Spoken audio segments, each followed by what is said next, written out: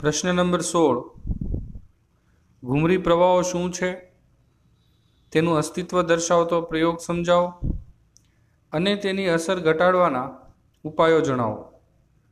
મિત્રો, આજે આપણે ઘુમરી પ્રવાહ કે જેને એડી પ્રવાહ પણ કહેવામાં આવે છે એના વિશે ડિટેલમાં જોશું।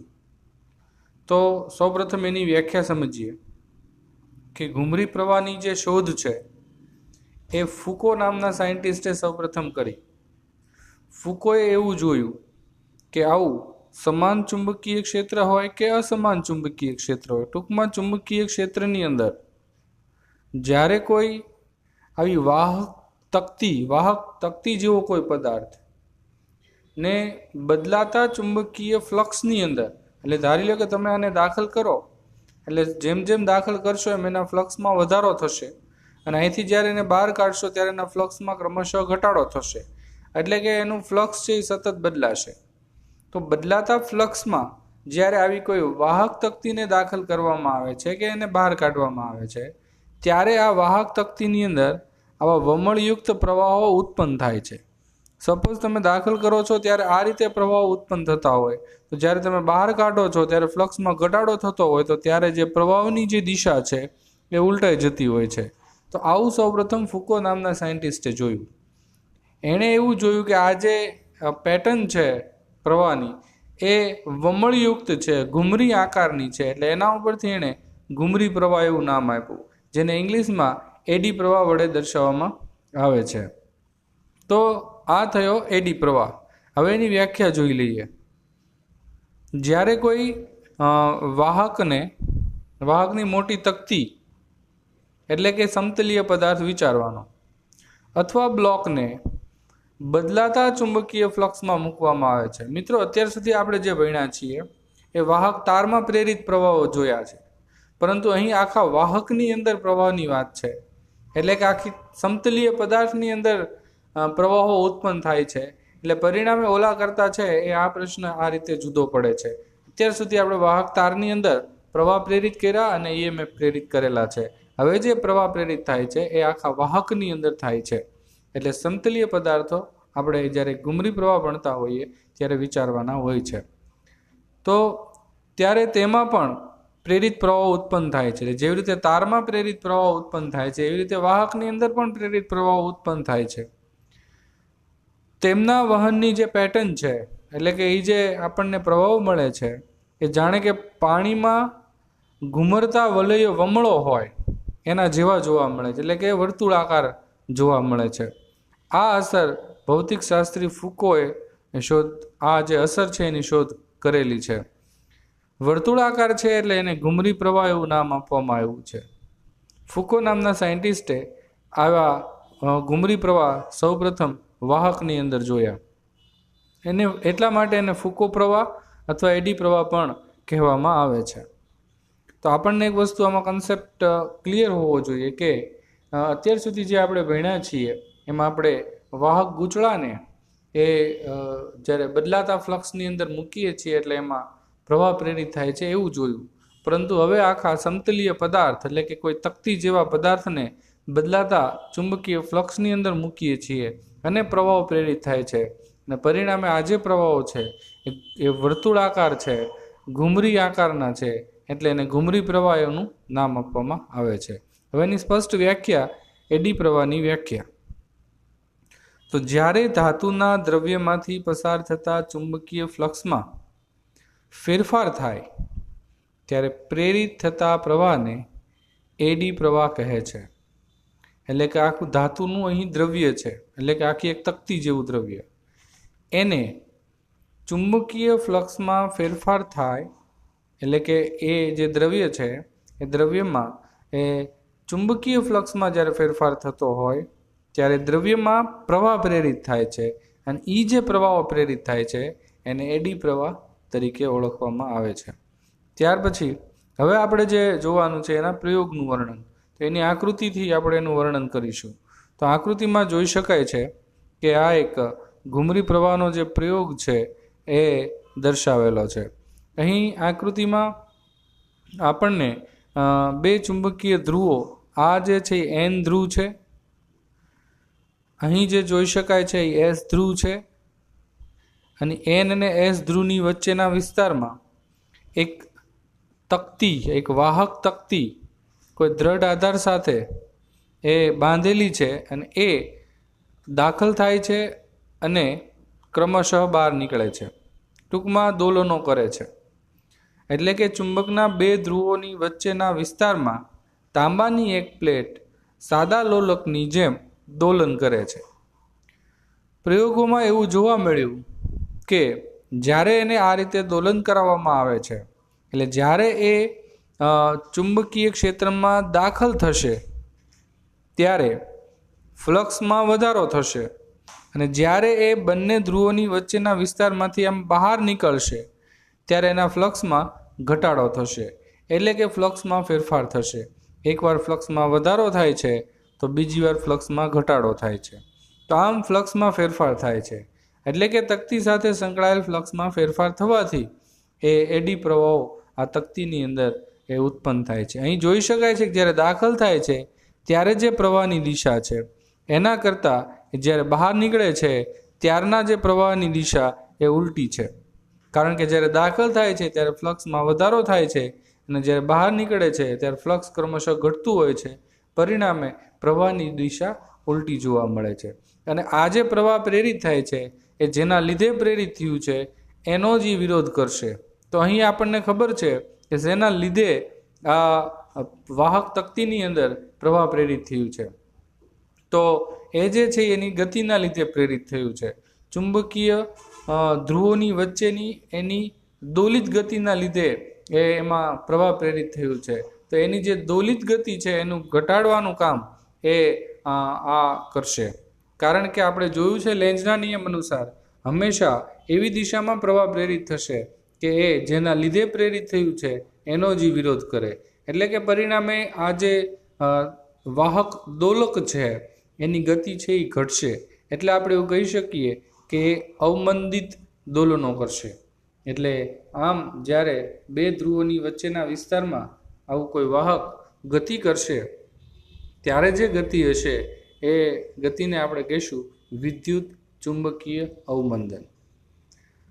બીજું આપણે એ જોઈએ છીએ કે આ પ્લેટના ચુંબકીય ધ્રુવોની વચ્ચેના વિસ્તારમાં જ્યારે પ્રવેશે છે અને બહાર નીકળે છે ત્યારે જે ચુંબકીય ફ્લક્સમાં જે ફેરફારો થાય છે એ ક્રમશઃ વિરુદ્ધ પ્રકારના હોય છે. પ્રવેશે છે ત્યારે ફ્લક્સ વધે છે અને બહાર નીકળે છે ત્યારે ફ્લક્સ ઘટે છે. વિરુદ્ધ દિશાના પ્રવાહો પ્રેરિત થશે. કારણ કે એકવાર ફ્લક્સ વધે અને પ્રવાહ પ્રેરિત થાય છે અને એકવાર ફ્લક્સ ઘટે ત્યારે પ્રવાહ પ્રેરિત થાય છે. એટલે બંને વખતે પ્રવાહની જે દિશા છે એ વિરુદ્ધ દિશામાં હશે. એટલે પરિણામે આ જે છે એ દોલકની ગતિનો વિરોધ કરશે અને ધીમે ધીમે એના દોલનો ઘટતા જશે અને એક સમય એવો આવશે કે ઝડપથી આ જે પ્લેટ છે એ સ્થિર થઈ જશે. તો ઝડપથી સ્થિર થઈ જતી હોવાથી એને વિદ્યુત ચુંબકીય અવમંદન તરીકે ઓળખીશું. તો આ જે છે એનો મુખ્ય પ્રયોગ છે. હવે આપણે એને ડિટેલમાં જોઈ લઈએ. તો આકૃતિ એ માં દર્શાવ્યા અનુસાર એક પ્રબળ ચુંબકના બે ધ્રુવો વચ્ચે તાંબાની પ્લેટને એક સાદા લોલકની જેમ દોલન કરવા દેવામાં આવે છે ત્યારે એવું જોવા મળ્યું કે દોલકની ગતિનું અવમંદન થાય છે. અવમંદન થવું એટલે કે એની ગતિ ધીમી પડે છે અને થોડા સમયમાં પ્લેટ ચુંબકીય ક્ષેત્રમાં સ્થિર થઈ જાય છે. હવે અવમંદન થવાની છે, એની ગતિ ધીમી પડવાની છે, એટલે એક સમય એવો આવશે કે સ્થિર થઈ જશે. આ ઘટનાને વિદ્યુત ચુંબકીય અવમંદન કહે છે. કારણ કે જ્યારે પ્લેટ ચુંબકીય ધ્રુવો વચ્ચેના વિસ્તારમાં પ્રવેશ કરે છે અને બહાર જાય છે ત્યારે પ્લેટ સાથે સંકળાયેલ ચુંબકીય ફ્લક્સ બદલાતું રહે છે અને આ જે ફ્લક્સનો ફેરફાર છે એ ઘુમરી પ્રવાહો ઉત્પન્ન કરે છે. એ જે ઘુમરી પ્રવાહો છે એની ગતિનો વિરોધ કરે છે અને પરિણામે જ્યારે પ્લેટ અને ધ્રુવો વચ્ચેના વિસ્તારમાં પ્રવેશે છે ત્યારે અને જ્યારે એ વિસ્તારમાંથી બહાર નીકળે છે ત્યારે એ ઘુમરી પ્રવાહો પરસ્પર વિરુદ્ધ દિશાના હોય છે અને પરિણામે અવમંદન જોવા મળે છે. કારણ કે એની ગતિનો જ વિરોધ કરે છે. એટલે આ જે તકતી છે એ આ બંને ધ્રુવોની વચ્ચેના વિસ્તારના ચુંબકીય ક્ષેત્રની અંદર એ સ્થિર થઈ જશે. હવે આપણે જોશું એડી પ્રવાહની અસર ઘટાડવા માટેના ઉપાયો. મુખ્ય બે ઉપાયો આપણે જોવાના છે. પહેલો ઉપાય આપણે આ પ્રયોગની અંદર અવમંદન ઘટાડવું હોય તો શું કરી શકાય? તો મિત્રો, આકૃતિ જોતા આપણને સ્પષ્ટપણે દેખાઈ રહ્યું છે કે અહીં જે તકતી છે એ તકતીને સ્લોટ વડે દર્શાવેલી છે. તમે જોઈ શકો છો કે અહીં તકતીના સ્લોટ જોઈ શકાય છે. એટલે કે જે આખી તકતી હતી, આ રીતે આખી તકતી હતી, એને સ્લોટમાં વિભાજિત કરવામાં આવેલી છે આ રીતે. તો આવું કરવાથી કેવી રીતે એડી પ્રવાહની અસરને ઘટાડી શકાય એ સમજી લઈએ. તો જો આખી તકતી હોય તો ઇલેક્ટ્રોનને ગતિ કરવા માટે બહુ નાનો એવો માર્ગ, બહુ સ્મોલેસ્ટ પાથ એને મળી જાય. પરિણામે ઝડપથી ઘૂમરી પ્રવાહ છે એ એમાં પ્રેરિત થાય. પરંતુ જો અહીં આપણે વિચારીએ તો ઇલેક્ટ્રોનને ગતિ કરવા માટે આખો આમ પાથ પૂરો કરવો પડે, જે આપણે આકૃતિમાં જોઈએ છીએ કે અહીં જોઈ શકાય છે ને ઝૂમ કરીને દર્શાવેલું છે કે અહીંયા જે એને ઇલેક્ટ્રોનને ગતિ પૂર્ણ કરવા માટે એ આખું વર્તુળ પૂરું કરવું પડે છે. જો આખું વાહક હોય તો એ ઝડપથી એ વર્તુળાકાર માર્ગ પૂરો કરી નાખે છે અને વધુને વધુ ઘૂમરી પ્રવાહ ઉત્પન્ન કરે છે. પરંતુ જો સ્લોટ પાડી દેવામાં આવે તો ઇલેક્ટ્રોનને ગતિ માટેનો માર્ગ મોટો થઈ જાય છે, એટલે ઘૂમરી પ્રવાહ છે એ ઉત્પન્ન થાય છે, પરંતુ એની અસર છે એ ઘટી જાય છે. આ રીતે છે એ પહેલી રીત છે કે જેની મદદથી આપણે ઘૂમરી પ્રવાહની જે અસર છે એ ઘટાડી શકીએ છીએ. તો હવે જોઈ લઈએ પહેલી રીત. આકૃતિ બીમાં બતાવ્યા પ્રમાણે જો કોપર પ્લેટમાં લંબચોરસ ખાંચાઓ પાડી દેવામાં આવે તો ઘૂમરી પ્રવાહોનું વહન માટે ઉપલબ્ધ જે વિસ્તાર છે એ ઘટી જાય છે. આમ છિદ્ર અથવા ખાંચાઓ ધરાવતી લોલકની પ્લેટ વિદ્યુત ચુંબકીય અવમંદનને ઘટાડે છે અને એ લાંબા સમય સુધી દોલન કરી શકે છે. એટલે જો આખી ધાતુની તકતી હોય ને એ બે ધ્રુવો વચ્ચે ગતિ કરતી હોય, દોલન કરતી હોય, એની બદલે જો આવી ખાંચાઓવાળી તકતીને ચુંબકના બે ધ્રુવોની વચ્ચે દોલન કરવામાં આવે તો એનું અવમંદન પહેલાંની સરખામણીમાં ઓછું હોય છે. એટલે ધીમે પડે છે, પરંતુ ખૂબ જ ઓછી ગતિએ ધીમે પડે છે. એટલે કે લાંબો સમય સુધી એ દોલન કરી શકે છે. એનું મુખ્ય કારણ એક જ છે કે એ જે ઇલેક્ટ્રોન છે એનો જે માર્ગ છે એ મોટો થઈ જાય છે, પરિણામે પ્રવાહ જે છે એ ઓછો ઉત્પન્ન થાય છે અને પરિણામે એની અસર જે છે એ ઘટાડે છે. તો આ રીતે છે ઘૂમરી પ્રવાહની અસર એ ઘટાડી શકાય છે. એની આ પહેલી રીત થઈ. હવે બીજી રીત જોઈએ તો આકૃતિમાં જોઈ શકાય છે કે એક સ્લેબ છે અને એ જે ટુકડો છે એને લેમિનેટ કરેલો છે. હવે એને પહેલી આકૃતિ તમે જોશો તો પહેલી આકૃતિની અંદર એક ઘન ટુકડો છે. તો ઇલેક્ટ્રોનને ગતિ માટે એ તમે જોઈ શકો છો કે પૂરતો માર્ગ મળી રહે છે. અહીંયા ઇલેક્ટ્રોનની ગતિ માટેનો પૂરતો માર્ગ છે, એટલે સરળતાથી છે એ ઘૂમરી પ્રવાહ ઉત્પન્ન કરી શકશે. પરંતુ એ જ ટુકડાને જો આવી રીતે વિભાગોમાં વિભાજિત કરી નાખવામાં આવે, આવી રીતે એક વિભાગ, ત્યાર પછી આ બીજો વિભાગ અને ત્યાર પછી આ ત્રીજો વિભાગ, તો આ રીતે અલગ અલગ વિભાગોમાં એને જો વિભાજિત કરી નાખવામાં આવે, એટલે કે વચ્ચે લેમિનેટ કરી નાખવામાં આવે, વચ્ચે કોઈ એવું પોલિશ કરી નાખવામાં અથવા વાર્નિશ કરી નાખવામાં આવે તો શું થશે? તો કે એ અવાહક જેવું પદાર્થનું વાર્નિશ થવાથી આ ત્રણેય ટુકડા અલગ કરેલા થઈ જશે, અલગ વિસ્તારો, અલગ સ્તરો થઈ જશે. પરિણામે ઘૂમરી પ્રવાહનું ક્ષેત્રફળ જે છે એ ઘટી જશે અને એડી પ્રવાહની અસર જે છે એ ઘટી જશે. એટલે ઇલેક્ટ્રોનને ગતિ કરવા માટે એ આટલો મોટો વિસ્તાર છે એની જરૂર પડશે કે આટલા મોટા વિસ્તારની અંદર એને એનું ચક્કર પૂરું કરવું પડે છે. જ્યારે આમાં છે એ ખૂબ જ નાના વિસ્તારમાં પોતાનું ચક્ર પૂરું કરી નાખે છે. એટલે પરિણામે એડી પ્રવાહની અસર આવી રીતે વાર્નિશ કરવાથી કે પોલિશ કરવાથી કે એની ઉપર કોઈ અવાહક પદાર્થનું સ્તર ચડાવી દેવાથી એ આ ઘન ટુકડાની અંદર એડી પ્રવાહની અસર જે છે એ ઘટાડી શકાય છે. તો આ થઈ ગઈ બીજી રીત. હવે એને આપણે જોઈ લઈએ. ઇલેક્ટ્રિક મોટર અને ડાયનેમો અને અન્ય ઉપકરણોમાં ધાતુના ગર્ભ પર વાહક તારનું એક ગૂંચળું વીંટાળેલું હોય છે.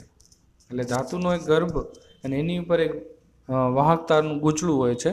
મોટર, ઇલેક્ટ્રિક મોટર કે જનરેટરોની અંદર કે બીજા કોઈ ઉપકરણોની અંદર ઘૂમરી પ્રવાહ અનિચ્છનીય છે. એટલે હવે આવા કોઈ વાહક જે છે એ હશે તો એ વાહકની અંદર ઘુમરી પ્રવાહ ઉત્પન્ન થશે, એટલે એ વિદ્યુત ઉર્જાનું ઉષ્મા ઉર્જામાં રૂપાંતર કરશે અને પરિણામે એ ઇન્સ્ટ્રુમેન્ટ ગરમ પણ થશે અને આપણી જે ઉર્જા છે એ કારણ વગરની ખર્ચાશે. એટલે ઘુમરી પ્રવાહ અનિચ્છનીય છે, કારણ કે ઘુમરી પ્રવાહથી ગર્ભ ગરમ થાય છે અને ઉષ્મા ઉર્જા સ્વરૂપે વિદ્યુત ઉર્જાનો વ્યય થાય છે. એટલે ઘુમરી પ્રવાહની અસર ઘટાડવા માટે ગર્ભને એક ટુકડાને બદલે લેમિનેટ કરી નાખવામાં આવે, એટલે કે એની પર આવરણ ચડાવી દેવામાં આવે. તો કોનું આવરણ ચડાવવામાં આવે એ ખાસ ધ્યાન રાખજો. તો એ આ આકૃતિ સીમાં રહેલા એક ઘન ટુકડાને બદલે રોગાન એટલે કે પોલિશ, વાર્નિશ કે લેકવર જેવા અવાહક પદાર્થોથી અલગ કરવામાં આવે છે. જો આ રીતે અલગ અલગ સ્તરમાં એને વિભાજિત કરવામાં આવે તો આકૃતિ ડીમાં દર્શાવ્યા પ્રમાણે એને ઇલેક્ટ્રોનને ગતિ માટેનો જે જરૂરી માર્ગ છે એ માર્ગ એને મોટો જરૂર પડશે, એટલે કે એનું ક્ષેત્રફળ ઘટી જશે, એટલે કે એડી પ્રવાહની અસર જે છે એ ઘટશે અને વિદ્યુત ઉર્જાનું ઉષ્મા ઉર્જા સ્વરૂપે જે વ્યય થાય છે એની અસર જે છે એને ઘટાડી શકાશે. તો આમ એડી પ્રવાહ છે એ ખૂબ જ અગત્યનો ટોપિક છે. ખાસ કરીને થિયરીમાં એ વધુ પૂછાય છે, કારણ કે આના કોઈ સૂત્રો નથી. એટલે પરીક્ષામાં જો પૂછાય છે અને વારાઘડીએ પૂછાય છે તો એ માત્ર થિયરી સ્વરૂપે જ પૂછાય છે. એટલે આપણે આ ચેપ્ટરમાં થિયરી માટે કોઈ અગત્યનો ટોપિક ગણીએ તો આ એડી પ્રવાહો છે. એટલે દરેકે એડી પ્રવાહની જે 2 થિયરી છે 16 અને 17 એ દરેકે ખાસ તૈયાર કરવાની છે. Thank you. ઘુમરી પ્રવાહોના ઉપયોગો જણાવો. મિત્રો, આ સૌથી વધારે પૂછી શકાય એવો પ્રશ્ન ગણી શકાય ઘુમરી પ્રવાહોની અંદર. તેના ઉપયોગો તો મુખ્ય 4 ઉપયોગો આપણે ભણવાના છે. પહેલો છે એ મેગ્નેટિક બ્રેકિંગમાં જે મેગ્લેવ ટ્રેનો આવે છે કે જે ઇલેક્ટ્રિકથી ચાલતી હોય એવી ટ્રેનો, તો એમાં સ્મૂથ બ્રેકિંગમાં એટલે કે ઝટકા રહિત બ્રેકમાં આ એડી પ્રવાહો છે એ વપરાતા હોય છે. અહીં એડી પ્રવાહ જે છે એ ગતિનો વિરોધ કરે છે અને પરિણામે એ ટ્રેનને એ સ્થિર કરવા માટે એ પ્રયત્ન કરે છે અને એકદમ સ્મૂથલી એ ટ્રેનને રોકવા પ્રયત્ન કરે છે. તો સ્મૂથ બ્રેકિંગમાં એ મેગ્નેટિક બ્રેકિંગમાં એ જે ઇલેક્ટ્રિક ટ્રેનો છે એની અંદર એનો ઉપયોગ થાય છે. આ થયો એનો પહેલો ઉપયોગ. ત્યાર પછી બીજો ઉપયોગ છે વિદ્યુત ચુંબકીય અવમંદન, ઇલેક્ટ્રોમેગ્નેટિક ડેમ્પિંગ. તો ગેલ્વેનોમીટર છે એની અંદર એક ગૂંચળું હોય છે. એ ગૂંચળાની નીચે એક ગર્ભ હોય છે, વાહક હોય છે. બિનચુંબકીય ધાતુની સામગ્રીમાંથી બનેલો સ્થિર ગર્ભ હોય છે. જ્યારે આ ગૂંચળું દોલન કરે છે ત્યારે ગર્ભમાં એડી પ્રવાહો ઉત્પન્ન થાય છે અને એ એડી પ્રવાહો આ જે ગૂંચળું છે એને ઝડપથી સ્થિર કરવા પ્રયત્ન કરે છે. એટલે ઘુમરી પ્રવાહો એની ગતિનો વિરોધ કરે છે, ગૂંચળાની ગતિનો, અને ગૂંચળાને ઝડપથી સ્થિર કરે છે અને સ્થિર થાય છે જેથી આપણને કોણાવર્તન છે એ ઝડપથી જોવા મળે છે. એટલે આમ ગેલ્વેનોમીટરની અંદર આપણે કોણાવર્તન જોવું હોય તો એનું જે કાંટો છે એ ઝડપથી સ્થિર થવો જોઈએ, તો જ આપણને એનું અવલોકન છે એ આપણે લઈ શકીએ છીએ. અને ઝડપથી સ્થિર થવા માટે એડી પ્રવાહ દ્વારા એને ઝડપથી સ્થિર કરવામાં આવે છે, જે એડી પ્રવાહનો બીજો ઉપયોગ ગણી શકાય. ત્યાર પછી ઇન્ડક્શન ફર્નેસમાં એટલે કે ભઠ્ઠીની અંદર, એટલે કે યોગ્ય તાપમાને કોઈ ધાતુઓને પીગાળવાની હોય અથવા ધાતુઓને મિક્સ કરવાની હોય તો એના માટે એ ખૂબ જ ઊંચા એસી વોલ્ટેજ પૂરા પાડી અને ફ્લક્સમાં ફેરફારો યોગ્ય પૂરા પાડી અને પરિણામે યોગ્ય તાપમાન મેળવી અને ધાતુને પીગાળવા માટે એ ઇન્ડક્શન ફર્નેસમાં એ એડી પ્રવાહ ઉપયોગી છે. ઇન્ડક્શન ફર્નેસનો ઉપયોગ ઉચ્ચ તાપમાન ઉત્પન્ન કરી ઘટક ધાતુઓને પીગાળી મિશ્ર ધાતુઓ તૈયાર કરવા માટે થાય છે. જે ધાતુઓને ઓગાળવાની છે તેની આસપાસ વીંટાળેલ ગૂંચળામાંથી ઉચ્ચ આવૃત્તિવાળો એસી પ્રવાહ પસાર કરવામાં આવે છે. ધાતુઓમાં ઉત્પન્ન થતા ઘુમરી પ્રવાહો તેને પીગાળી શકે તેટલા ઊંચા તાપમાનો ઉત્પન્ન કરે છે. એટલે એસી પ્રવાહો જે છે એટલે એ સમય સાથે બદલાતો પ્રવાહ છે એની આજુબાજુ ચુંબકીય ક્ષેત્ર ઉત્પન્ન કરશે. પ્રવાહ બદલાય છે એટલે ચુંબકીય ક્ષેત્રમાં પણ ફેરફાર થશે, એટલે ફ્લક્સમાં ફેરફાર થશે અને પરિણામે એ ધાતુ જે છે એ બદલાતા જતાં ફ્લક્સની અંદર આવશે એટલે એમાં એડી પ્રવાહ ઉત્પન્ન થશે અને એટલું ઊંચું તાપમાન એમાં ઉત્પન્ન થશે કે એ ધાતુઓ છે એ પીગળી જશે અને આમ વિવિધ ધાતુઓને પીગાળી અને મિશ્ર ધાતુઓ બનાવવામાં ઇન્ડક્શન ફર્નેસમાં એડી પ્રવાહો છે એ ઉપયોગી થાય છે. ત્યાર પછી એનો છેલ્લો ઉપયોગ છે ઇલેક્ટ્રિક પાવર મીટરમાં. ખરેખર ઇલેક્ટ્રિક પાવર મીટર જે જૂના જમાનાના હતા કે જે એનાલોગ મીટરો હતા કે જેની અંદર એક તકતી છે એ ધાતુની સતત ફરતી હતી અને પરિણામે છે એ આપણને એના રીડિંગ મળતા હતા. અત્યારે તો આપણે જે ઇલેક્ટ્રિક મીટરો છે એ ડિજિટલ મીટરો આવી ગયા છે, પરંતુ આ જે વાત છે એ છે એનાલોગ મીટરની. એનાલોગ ટાઈપના પાવર મીટર છે એમાં એક ચમકતી ધાતુની તકતી હોય છે જે ઘુમરી પ્રવાહને કારણે ફરે છે અને પરિણામે છે એ રીડિંગ એ બદલાતા હોય છે અને પરિણામે એ પાવર મીટરની અંદર એનો ઉપયોગ થાય છે. ગૂંચળામાં એ સાઇન પ્રકારના પ્રવાહો દ્વારા ઉત્પન્ન થતું જે ચુંબકીય ક્ષેત્ર છે એના દ્વારા એમાં પ્રવાહો પ્રેરિત થાય છે અને પરિણામે એ ફરે છે. આમ ઇલેક્ટ્રિક પાવર મીટરમાં એડી પ્રવાહો ઉપયોગી થાય છે. તો આમ એડી પ્રવાહના મુખ્ય 4 ઉપયોગો છે. મેગ્નેટિક બ્રેકિંગમાં, ઇલેક્ટ્રિક ટ્રેનોની અંદર મેગ્નેટિક બ્રેકિંગમાં એડી પ્રવાહ ઉપયોગી છે. ઇલેક્ટ્રોમેગ્નેટિક ડેમ્પિંગ એટલે કે વિદ્યુત ચુંબકીય અવમંદન એટલે કે ગેલ્વેનોમીટરની અંદર આપણે એડી પ્રવાહોની મદદથી એ રીડિંગ લઈ શકીએ છીએ. ઇન્ડક્શન ફર્નેસમાં ધાતુ કે મિશ્ર ધાતુને ઓગાળવાની પ્રોસેસમાં એડી પ્રવાહ ઉપયોગી છે અને ઇલેક્ટ્રિક પાવર મીટરમાં એ એડી પ્રવાહ ઉપયોગી છે. આમ આ એડી પ્રવાહના મુખ્ય 4 ઉપયોગો છે. Thank you. સ્વાધ્યાયનો દાખલા નંબર 6.10. જેટ વિમાન 100 કિલોમીટર પર અવરની ઝડપે પશ્ચિમ તરફ ગતિ કરે છે. જો આ સ્થાને પૃથ્વીના ચુંબકીય ક્ષેત્રનું મૂલ્ય 5 × 10⁻⁴ ટેસ્લા અને ડીપ એંગલ 30 ડિગ્રી હોય તો જો પાંખિયાઓના છેડાઓ વચ્ચેનો ગાળો 25 મીટરનો હોય તો તેમની વચ્ચે ઉત્પન્ન થતો વોલ્ટેજનો તફાવત શું હશે? મિત્રો, પ્રશ્ન ખૂબ સરસ છે. રકમમાં આપણને વિમાનની ઝડપ 100 કિલોમીટર પર અવર એ આપેલી છે, જેને આપણે મીટર પર સેકન્ડમાં પહેલાં તો કન્વર્ટ કરવી પડશે.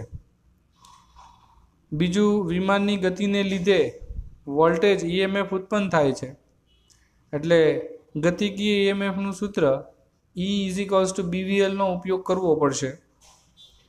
રકમમાં આપણને બી આપેલો છે, પરંતુ પાછો ડીપ એંગલ પણ 30 ડિગ્રી આપેલો છે.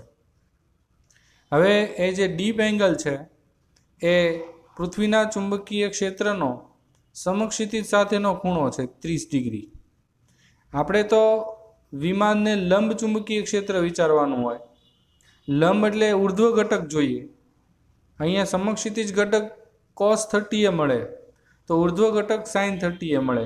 એટલે આપણે બી મેળવવા માટે બી sin 30 લેવો પડશે. તો જ આપણને પૃથ્વીના ચુંબકીય ક્ષેત્રનો ઉર્ધ્વ ઘટક મળે અને તો ચુંબકીય ક્ષેત્ર એ વિમાનની સરફેસને લંબ દિશામાં મળે અને તો જ આપણને EMF મળે. એટલે પરિણામે એ આપણે અહીં જે બી લેવાનો થશે એ બી sin 30 લેવાનો થશે. હવે પાંખિયાના છેડા વચ્ચેનો જે ગાળો છે એટલે કે ઇનડાયરેક્ટલી આપણને લંબાઈ આપી દીધી, કારણ કે BVLમાં L આપણે જોશે જે 25 મીટર રકમમાં આપેલો છે. તો ઉત્પન્ન થતો વોલ્ટેજનો તફાવત એટલે કે EMF આપણે શોધવાનો છે. તો સિમ્પલ દાખલો છે, ફટાફટ પૂરો કરીએ.